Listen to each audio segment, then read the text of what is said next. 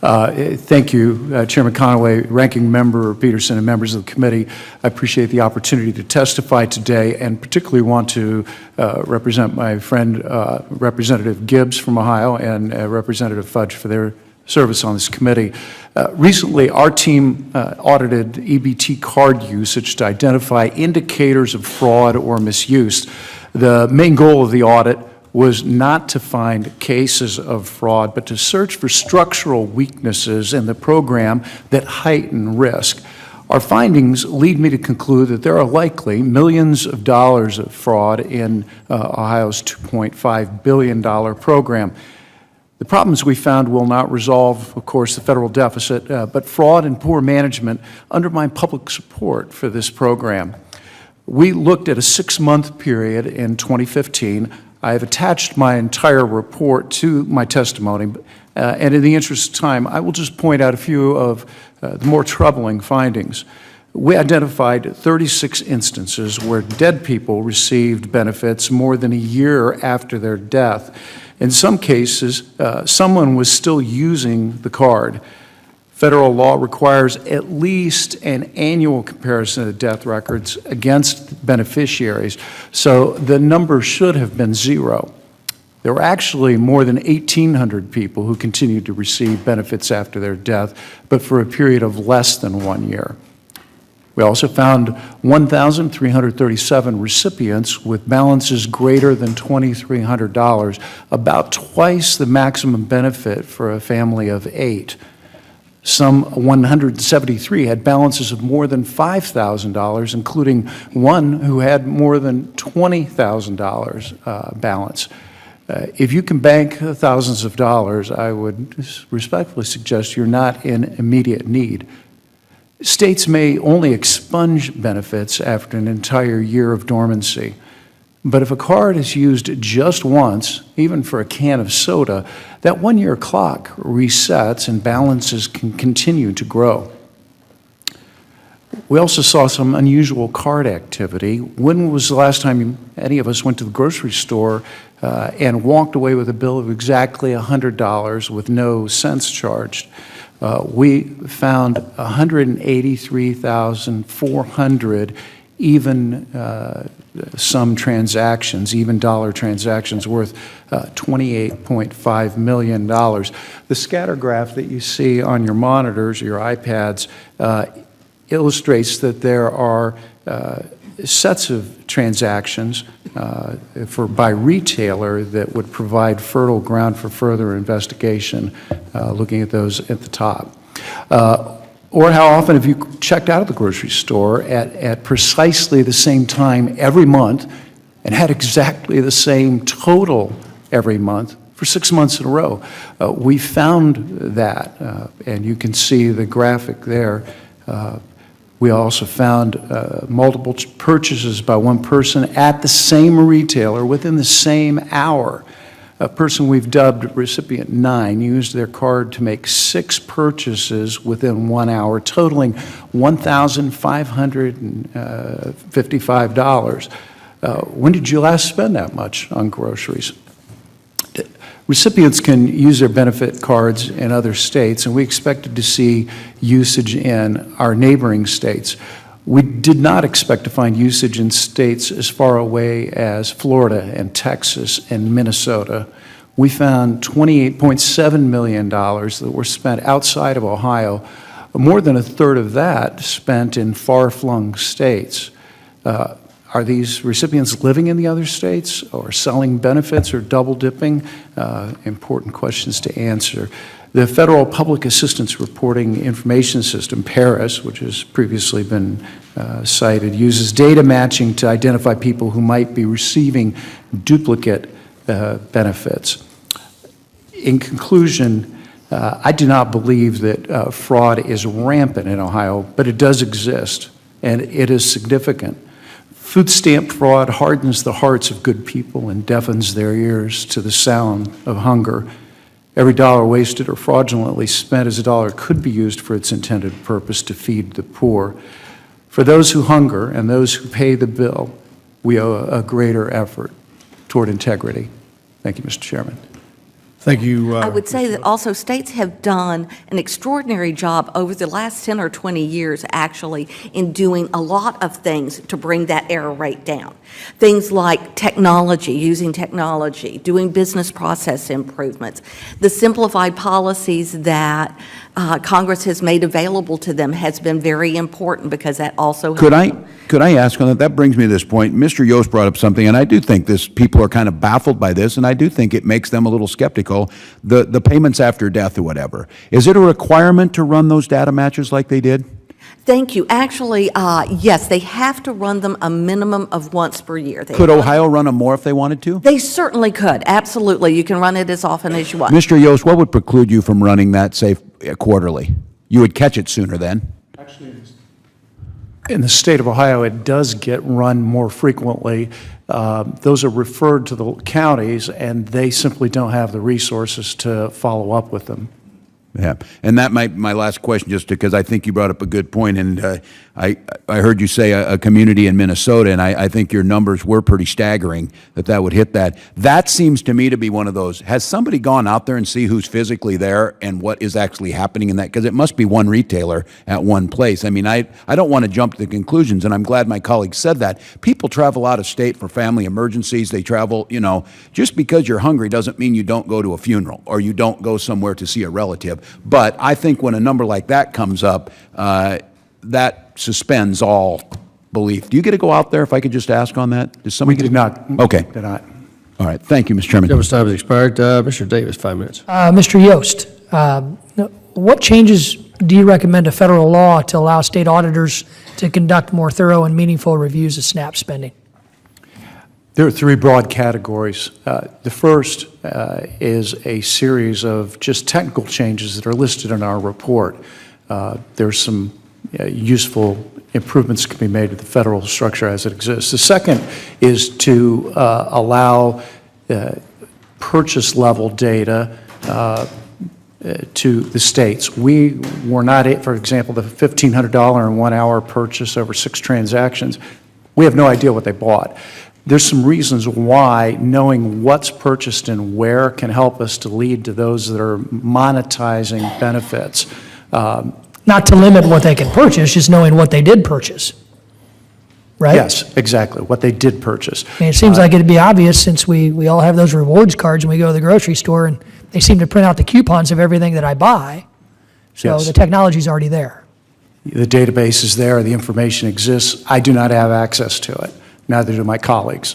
And finally, because of the difficulty in structuring these rules, block granting this to the state makes a great deal of sense because we will have a variety of innovations.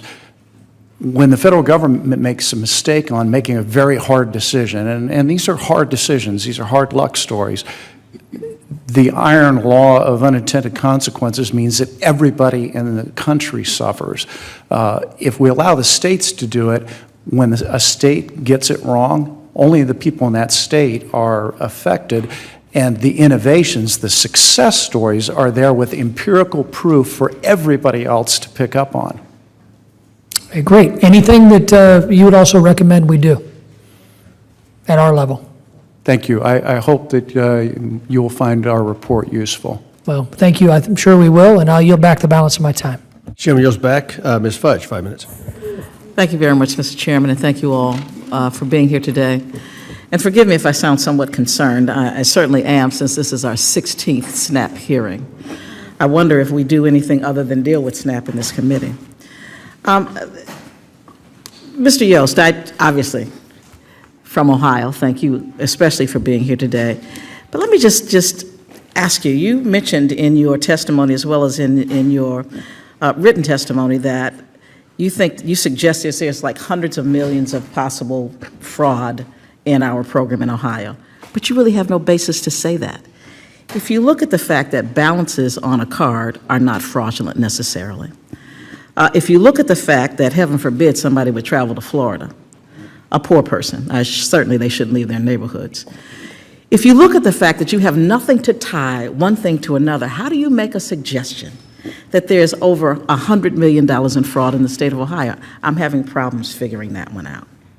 I think what I said was millions, which would mean more than two. I would not suggest. Okay, that's fine. So tell me, how do you draw that conclusion? And I think the basis for that is the multiplicity of structural weaknesses in the management of the program. We're spending $2.5 billion. Now, I want to reiterate that that doesn't mean that there should be cuts to the program. No, I didn't ask that question. Let me just ask this Yes, question. ma'am. How much actual fraud did you find? We were not looking for actual fraud, ma'am. The purpose of the audit was to test the structures. So why would you even make a statement about how much fraud you think there is if that wasn't the purpose of the audit?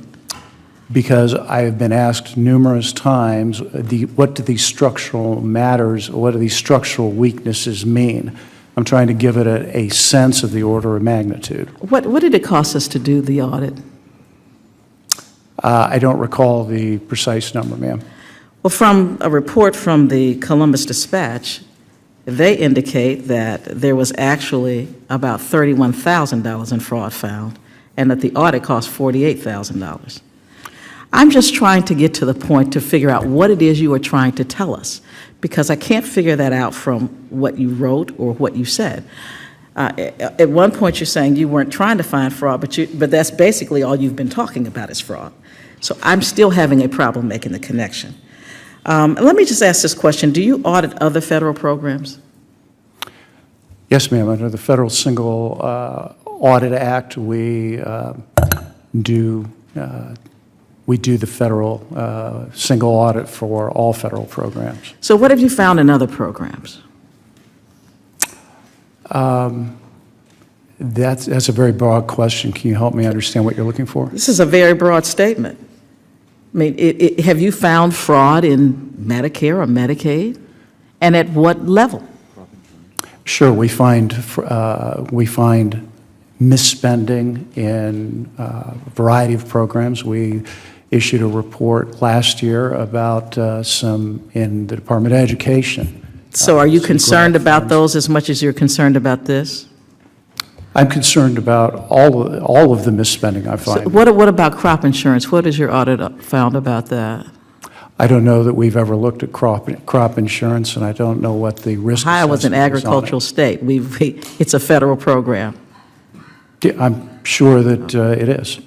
I don't know if we've looked at it. I'm truly not trying to give you a hard time. I'm just trying to determine how you come to a conclusion that there is significant fraud in the state of Ohio without any basis upon which to make that conclusion. I disagree that there's no basis, ma'am. That was the first examination- question I asked you. What are you basing it on? And then you cut me off. I told you that the systems that we found, the weaknesses, suggest that the fact of the matter is nobody's looking at this stuff. When matches come back to the counties, they are under-resourced and unable to pursue it. The data But again, you mining have never no happened proof. before we actually put it together. And when you look at the money that's being spent on even dollar transactions, $1,500 of groceries in 1 hour, ma'am. And what Really? percentage of the That doesn't total is sound like that? fraud to What you? percentage of the total is $1,500? It is an example. that What percentage is $1,500 of the total money spent on food stamps in the state of Ohio? Once again, ma'am, that was not the focus of our program. I'm just But if asking you a look at- question. You raised the $1,500, I didn't. As an example, to explain what my basis is, if you look at the even dollar transactions slide from our program. Mr. Yost, I'm asking the questions. I'm trying to answer it, ma'am. No, I just apologize. asked you, what percentage? If you don't know, just say that, and that's fine. Oh, it's infinitesimal. Okay. I yield back, Mr. Chairman. Gentlelady's time has expired. Chairman. I guess that Mr. Yost have some questions for you about this data that you presented. And it seems to me that there's suspicion for fraud over a lot of the things like the even dollar. So who investigates that? I mean, how is that done? Is that the Fed's problem or the state? I mean, these kind of issues that you brought up here, they seem all suspicious to me. I mean, you know, the same transaction. So what happens to this data that you audited, and does somebody act on this? And my colleagues here may wish to add to this answer. The traditional division of labor is that the federal government goes after the retailers and the state government is assigned to go after the recipient level. with all respect, and as a former prosecutor, going after recipients is a lot like trying to solve drug trafficking by locking up the guy that uses heroin and has one hit and putting him in prison. We've seen across the country that just isn't a very effective way to approach it. That being said, at the state level, when something gets referred back, it always ends up down at the county level. Some counties have some resources to deal with that. Most of them don't. So it's like, it's up to the state prosecutors, so then, like, when who finds this data? You found this data, and then what do you do with it? You have to refer it to the state prosecutor then to investigate it, and then he refers it to the county prosecutor? In Ohio, the county prosecutor is the only state prosecutor, but this transaction that's up here, that report had never been run before we did it. No one had gone back to look at it. So I don't know who the recipients are here, and I can't tell a county prosecutor who the recipients are. So I think that there's some synergies that we who can would have to explore. tell? I mean, okay, all right. Ms. May I- Shaheen, you're excited here. Go ahead. Thank you. I am, because actually, we don't talk about, remember I talked about that alert system that looks at the data? We don't talk about what we look at, because then the retailer will know what we're looking at and they'll change it. So we kind of try and keep it a little bit of a secret. But all of the things that Mr. Yost is talking about are all things that are available through a state's EBT vendor or through our system. So there is an opportunity. Then what do you do for about synergy it? Here. That's what I want to know. What do you do about it? Sure. What we do when we find retailers, we had 1,900 retailers last year that we disqualified for trafficking. Out of business. They will never be a SNAP retailer Yeah, but that, again. I mean, And those was an individual prosecutor in that? I mean, because you can always like No, sir, change from these- ABC Newsmart No, this to CBS Newsmart. You know what I mean? I mean, that Oh, seems to be a simple thing Very, to do. very good question, very good question. First off, we can do most of ours through an administrative process, so that works out fairly quickly. We can get them disqualified administratively. They have an appeal process, but we can do that. And so we share that data then with the state for them to look at the people who shop there. Now, to the point of, you know, you're going to move down the way, that's one of the things that we've improved. When I was talking about some of the improvements we've been making, we really need to make sure that the guy that was disqualified can't come back some other kind of sneaky way. So we have put some processes and procedures in place to make sure that that doesn't happen, because that's really important. You're right. You know, I move across the way and I just buy me a different store. No. If you have been But nobody's actually disqualified- prosecuted for this kind of thing, it doesn't sound Well, like. no, when OIG actually takes it on as a criminal case, that does go to court. That's Well, the- how many the of thing those, like what you how were many times a talking year about, does that Mr. happen? Chairman. Mr. Chairman, I'm sorry? How many times a year does that happen where somebody the- actually goes to court? And, okay, now are we talking about the recipients? No, I'm talking about these retailers. Okay, oh, for the retailers. I don't have that information because that's through OIG, but I can get it for you. Could we get back to you on that, on how many? Well, yeah, I guess. I just, Sure, see, it doesn't seem to me that it's that much of a penalty if you just get cut off. You just get a new corporate name and you start doing business again. But you can't do that. We're going to catch you. We do also, they have to give us all the information about who is in any way connected to this business. So even if they. Well, it's easy to get around that. We do a lot of checks, and we require a lot of All right, documentation. thank you. Can My I time is just up. say 1 second? Yes, ma'am. There was the question about states that do a really good job on the on the recipient fraud ma'am. side. Very quick. And you couldn't answer. I do have an answer for that, and there's one, and Mr. Chairman, it is your state. And if you haven't noticed, it's my state too. I guess. So they do a good job on the front end with data broker work, and they do a great job on the other end with an in-house data analytics. So they are one of our stars in that area. Well, I appreciate the advertisement. Mr. Ashford, 5 minutes. We'll send Ohio there. Do you have any, I'm sorry. Thank you, Mr. Chairman. This really is a key hearing. I'm sorry I was late. I was at another hearing I had to be at. But and I spent 16 years in the Nebraska legislature, and before that working with the county and state on many of these issues. So it is a massively difficult issue to put one's arm around. I had a number of questions. Most of them have been discussed.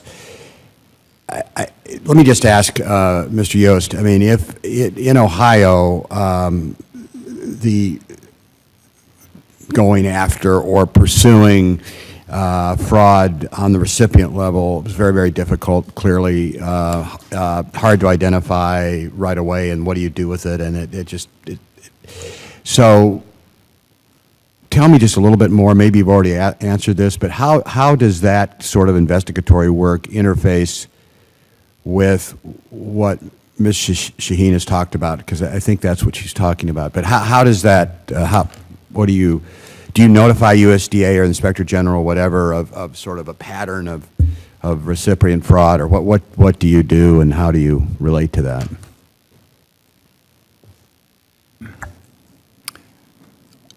Again, our office is not primarily the investigative agency here. So who does investigate? Is it the county or state? There is an Ohio investigative group that has jurisdiction over this. It's housed in the under the governor's administration. What is the magnitude in Ohio of this fraud on the recipient level? How does it? When does it rise to the level of sort of actionable? Well, again, there can be an individual case that comes into attention either by a flag or by an alert caseworker, and that's referred at the county level to what would be the DA in most states. And so when the caseworker, this gets a lot of, spent years working on with this issue with the magnitude of the caseloads, and maybe I have a general question as to what everyone would suggest we do to try to alleviate some of that, because that is a massive problem in Nebraska. I mean, as it is everywhere. I mean, the caseloads are huge. So it would take a caseworker to really take the initiative, generally, correct? Yeah, and you have to prove intent to do a criminal conviction. It can't be just sort of a mistake kind of thing, you know. Which is why it's so much easier to use data mining and attack this at the retailer level where the monetization is actually happening. But is the recipient level, though, is a pathway into discovering fraud on the recipient or on the retailer level as well? I assume. I mean, that's where some of this comes from, or no? It's not really. Or? Well, it can be. But frankly, if we had in drug trafficking the kind of deep database that we have for the SNAP purchases, we would never do the monkey move up, get the first level, get them to snitch on the next level and move up the food chain. We'd go straight to the top of the food chain and use this data. That's the way it makes sense. Okay, Ms. Brown, thank you. Can you? I was just going to mention that when we did our work where we looked at 11 states and what they were doing about fraud, we did hear that the investigators had very heavy caseloads, but we also heard that in instances where they found intentional violations, it was very difficult to get prosecutors to pick up those cases because they're small. But the other option to remember, though, is that they can be referred to a hearing in the office itself and at least be administratively disqualified from receiving further benefits. And once it goes into that administrative process, too, everybody is alerted. Not everybody. Those who know about the case are alerted to how this happened and so forth and so on. That may or may not lead to other investigatory opportunities that would involve someone other than the recipient, would involve the retailer, possibly. Yeah. Ms. Sheen, do you have anything to add to that? It wasn't really a question, I guess, but. No, I think that what you're getting at, though, is something I really appreciate, which is looking at how we can work together. Sort of, yeah. 'Cause it really is two sides of the coin. And I don't disagree with Mr. Yost that the state's job on the recipient is a tough one. But there are a lot of tools and a lot of things that we can work on, a lot of grants that we're doing. The data analytic model that we have developed, South Carolina has shown great new recent results. Last year, they didn't disqualify any recipients. In the first 9 months of this year, they disqualified 185. So it lets them target those minimal resources by using a model that really makes sense for them. I'm over time. Thank you, Mr. Chairman. Mr. Okay, I'll take the second one first because, we also hear the stories of drug busts, a whole pile of EBT cards. We would certainly hope that state law enforcement, since we do have relationships with a lot of state law enforcement, but even if we don't, that somehow they get that information to the state SNAP agency so they can do investigations on those cards and see what may have happened. How did that happen? Is this an indication of something that we need to investigate? Do we need to refer it to our fraud unit? Well, I mean, it's obvious that they're trading their EBT card for drugs. It definitely raises the red flag, Right. doesn't it? It absolutely does. So. Mr. Yost, you got any comment as far as your auditing and what kind of issues we got there and how we can fix that ID problem? One thing that would help some, wouldn't cure it, put the picture of the recipient on the card. Yeah. Yeah, and is there a reason, is that too expensive to do, or is there a reason we're not doing that? It does cost more to have the photo ID. on the EBT card than not. But the ultimate But saving- it's a state yeah. option. It's Yeah. a state option. Oh, is It's, it? Okay. So that if they want to do that, they can do that. That is a state option, one of those flexibilities. Okay, I yield back. Gentleman's time has expired.